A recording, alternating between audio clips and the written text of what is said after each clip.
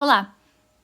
Essa videoaula irá abordar sobre os fármacos anti-inflamatórios não esteroidais, mais conhecidos como AINES. Os AINES constituem a classe de medicamentos mais utilizados no mundo todo, sendo difundidos no tratamento de dor aguda e crônica. Sobre os mecanismos de ação, eles inibem principalmente a enzima ciclooxigenase, a COX. Eles irão inibir tanto a isoforma COX-1 quanto a COX-2, reduzindo a produção de prostaglandinas e tromboxanos, que são os principais mediadores da dor, febre e inflamação. Sobre os principais efeitos farmacológicos, existem três que devem ser realçados, como efeito anti-inflamatório, efeito analgésico e efeito antipirético.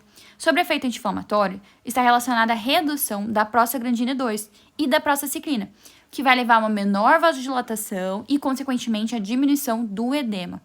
Sobre o efeito analgésico, ele pode ser observado na diminuição da produção de prostacyclina, que vai sensibilizar menos as terminações nervosas nociceptivas. Esse efeito pode ser observado no alívio da dor de cabeça, do alívio da cefaleia. O último efeito é o efeito antipirético, que está relacionado ao bloqueio da ação das prostaglandinas no sistema nervoso central, que vai impedir o aumento do set point hipotalâmico e vai controlar a febre.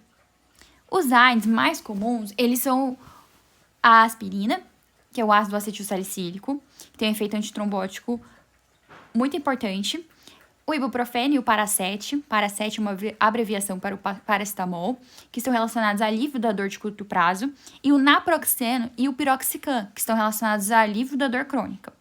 Atualmente existem inúmeras formulações disponíveis para os AINES, como comprimidos, injeções e géis. Então, falando do mecanismo de ação dos AINES, os AINES vão agir inibindo as enzimas COX com o intuito de reduzir a conversão do ácido araquidônico em prostaglandinas, e isso vai reduzir a produção dessas prostaglandinas. Isso vai ser importante porque entre as prostaglandinas, a PGE2, ela é a principal prostaglandina envolvida no processo inflamatório.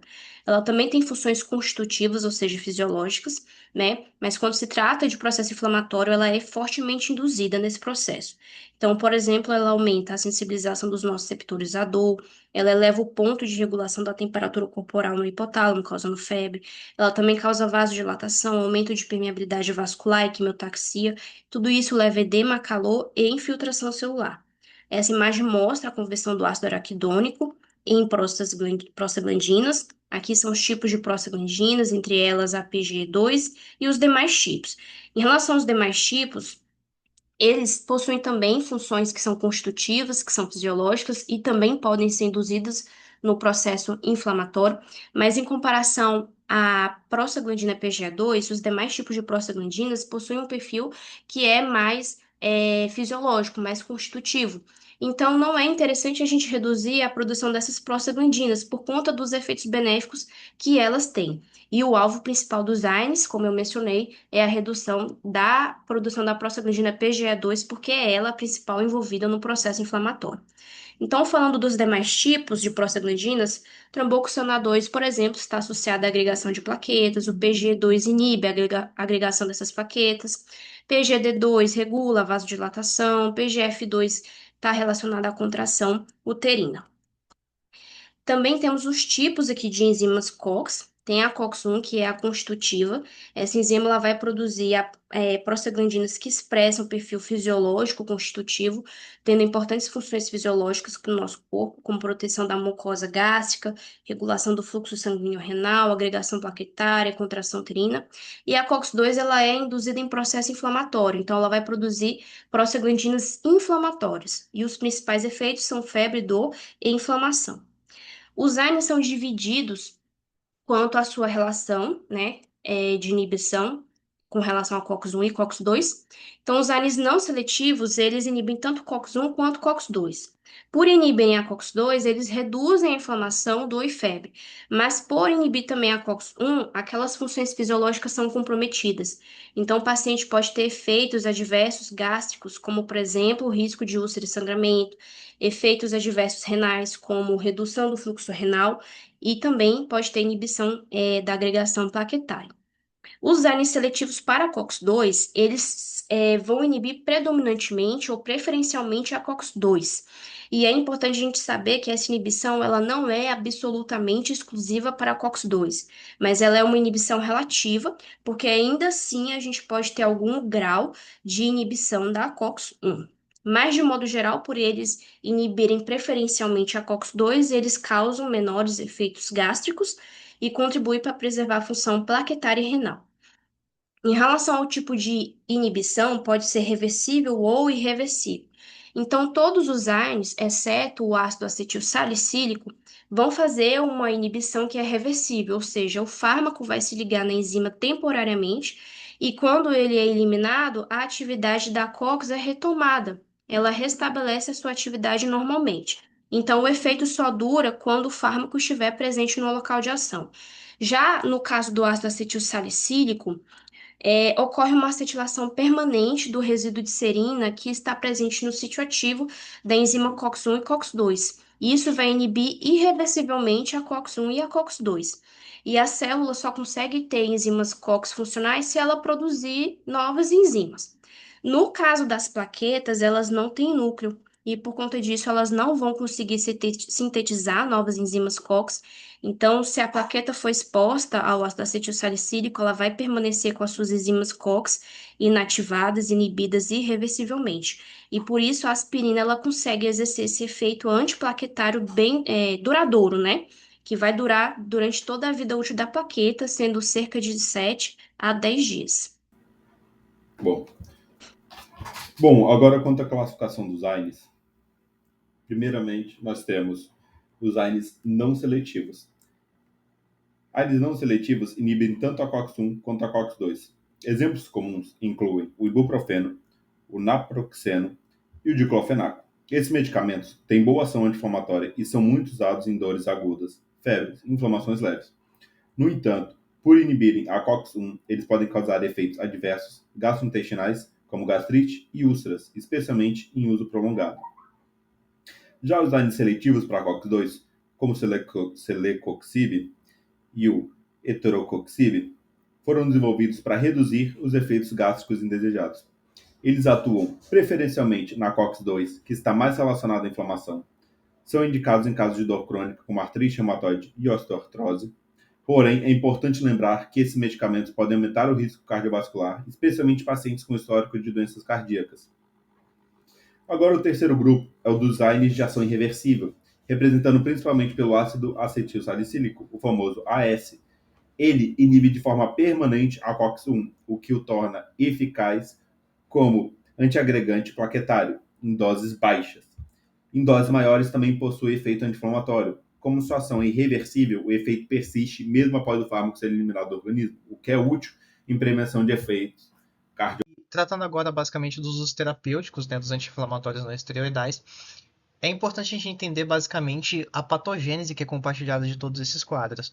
Porque se são todos quadros basicamente que giram em torno de uma inflamação chefiada ali pela prostaglandina, consequentemente, uma medicação que inibe a COX-1 e COX-2 vai reduzir os efeitos analgésicos dos mediadores da dor pela prostaglandina e também vai ter um efeito antipirético, já que vai inibir que a prostaglandina tenha o seu efeito efetivo no hipotálamo, né, ali no centro regulador da temperatura. Então, consequentemente, quadros que se beneficiam muito disso, cefaleia, as cólicas biliares, ureterais, menstruais, que têm esse processo da dor induzido pela prostaglandina. Há também a questão dos quadros reumatológicos, ou seja, essas doenças que têm basicamente um processo inflamatório crônico, como por exemplo osteoartrite ou artrite reumatoide, são quadros que têm basicamente os AINES como a sua primeira linha. Existem as doenças articulares no geral, como entorses, lombalgias, que vão ser basicamente tratadas com os AINES, principalmente de uso tópico, para que tenha o seu efeito ali na articulação localizada, não o seu efeito sistêmico. Nas dores pós-operatórias também é muito interessante, porque cirurgias no geral são processos agressivos que têm uma resposta endócrina, metabólica, imune ao trauma expressiva, independente do porte da cirurgia. Então, dores vindas disso têm os AINES como uma salvaguarda. Existe também a prevenção e o tratamento oncológico, já que foi visto que em certos tumores há uma grande expressão da COX-2, então, consequentemente, o uso dos AINES vem em auxílio para frear esses tumores. As crises de gota também se fazem frente basicamente com os AINES. E existe um potencial neuroprotetor que é bem interessante. Nós sabemos ali que no Alzheimer existe um processo inflamatório, principalmente relacionado às proteínas tau do neurônio, dos neurônios, E, consequentemente, se existe um fármaco que inibe esse processo inflamatório, consequentemente, existe uma menor incidência em populações que fazem o uso dessas medicações do Alzheimer. Então, é bem interessante esse fator. É evidente que existe toda uma questão de efeitos adversos, de outras respostas, mas isso vai ser visto logo à frente. E com o que diz respeito à administração, a primeira é a via oral, que é a mais clássica, é barata, ela é eficaz, ela tem uma resposta mais demorada, é evidente, porém, ela tem ali a sua segurança, sua relativa segurança. Mas existem efeitos que são advindos disso também.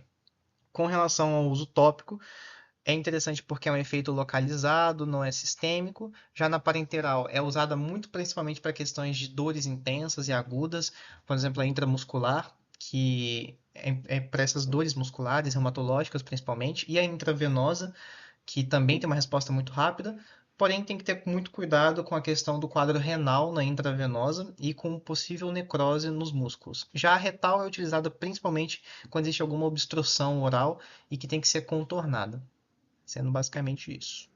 Olá, meu nome é Diogo e hoje eu vou abordar os usos terapêuticos e os efeitos adversos dos anti-inflamatórios não esteroidais. Então, primeiro eu vou começar falando sobre os efeitos gastrointestinais, né?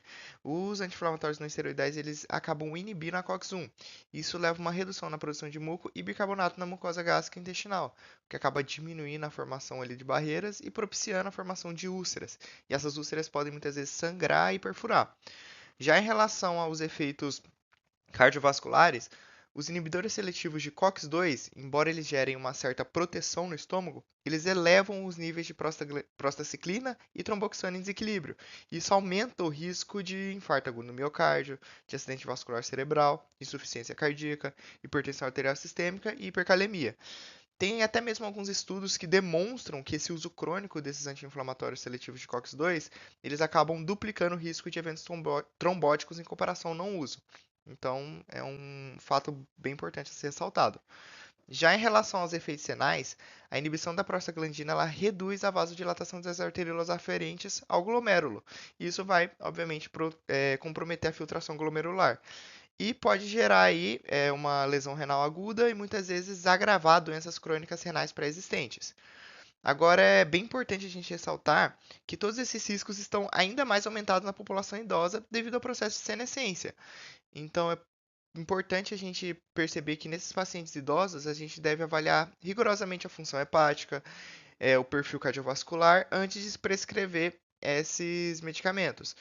Bem como considerar também alternativas menores, então doses menores e outras alternativas ao invés de usar esses anti-inflamatórios. E para concluir, basicamente, na hora de fazer essa abordagem, é muito importante a gente sempre avaliar os riscos e os benefícios, a gente monitorar os sistemas gastrointestinais, sinais vitais e a função renal, e sempre ajustar, principalmente se tratando de idosos, as doses conforme o perfil do paciente. E aí, dessa forma, a gente acaba minimizando os efeitos adversos e garante a segurança no tratamento. Bom, falando um pouco agora a respeito das interações medicamentosas e das contraindicações dos anti-inflamatórios não esteroidais, gostaria de iniciar falando a respeito das interações medicamentosas. Então, inicialmente, é importante falar que os AINES interagem muito com o IECA e com o BRA, né? E isso faz com que nós tenhamos um risco aumentado de lesão renal, né? Os anti-inflamatórios não esteroidais, eles reduzem a filtração glomerular, potencializando a insuficiência renal, principalmente em idosos ou desidratados. Então, tem esse risco dessa interação medicamentosa. Mesma coisa com diuréticos, né? Aumentam o risco de insuficiência renal aguda, né? E a gente pode citar aí a clássica tríade nefrotóxica, né? Que é a junção aí de anti-inflamatórios não esteroidais, mais IECA ou BRA, mais um diurético.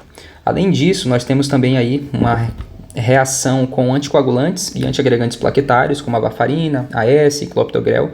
E aí nós temos um risco elevado de sangramento gastrointestinal devido à inibição da COX-1 e do efeito antiplaquetário somado. Além disso, nós temos também reações com corticosteroides, como a prednisona, né? Nós teremos aí um risco aumentado de úlceras e de sangramentos digestivos. Então, eles devem ser evitados juntos ou, se forem ser utilizados juntos, deve ser associado a protetores gástricos. Além disso, nós temos aí a interação com o lítio. Os anti-inflamatórios não esteroidais, eles reduzem a excreção renal do lítio, podendo causar toxicidade. Além disso, nós temos aí, por fim, a interação deles com alguns antidepressivos, né, como a fluoxetina, sertralina, e isso gera aumento do risco de sangramento gastrointestinal, especialmente em idosos, né?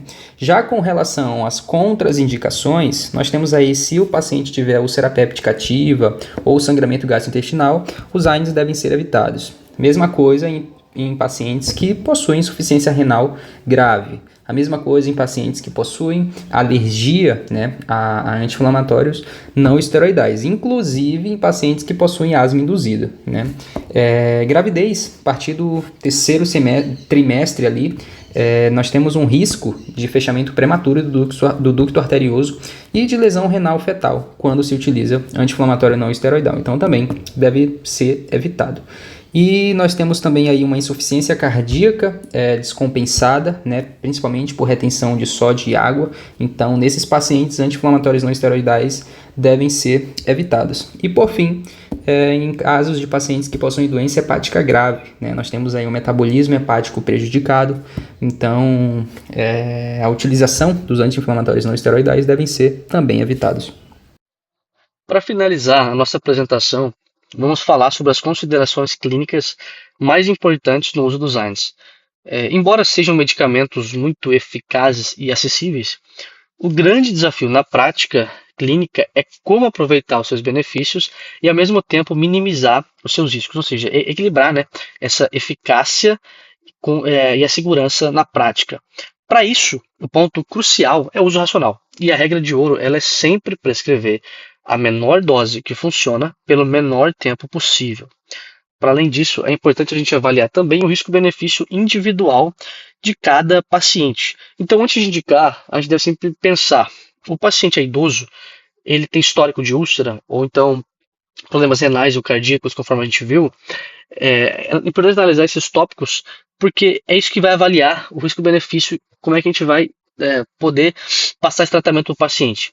Para além disso, outro ponto muito importante é entender que os AINES, eles não são isentos de riscos. Eles não são simples remedinhos para dor e que não têm efeitos nenhum. E ainda assim, os de venda livre, eles não são simples remedinhos assim isentos de risco. Certo? E no caso ainda de uso, ele é necessário, mas como a gente ainda assim pode fazer uma estratégia de proteção para poder, esse paciente que vai usar, para não ter tantos efeitos colaterais, não ter tantos problemas, né, na prática clínica. Então a ideia, uma das estratégias mais eficazes para reduzir esse principal efeito adverso, que é a lesão no estômago, conforme a gente viu, é associar o AINE a um protetor gástrico, como o omeprazol. Isso é especialmente importante em pacientes idosos ou ainda com histórico de úlcera. E, além disso, uma outra ideia muito importante é o AINE tópico, que ele serve para dor localizada. Seria, por exemplo, uma articulação no joelho, uma lesão muscular. Então, um gel de diclofenaco, por exemplo, seria uma excelente opção, porque ele age diretamente no local da dor, com muito menos medicamento caindo na corrente sanguínea. Isso significa a mesma eficácia, mas com risco de efeitos adversos sistêmicos muito menor. Então, a ideia é essa, que o foco da terapia com os AINES, ela é uma terapia personalizada, que ela busca maximizar os benefícios e ainda assim proteger o paciente através da escolha, né? Seja da dose, da via de administração ou ainda do medicamento correto que deve ser administrado.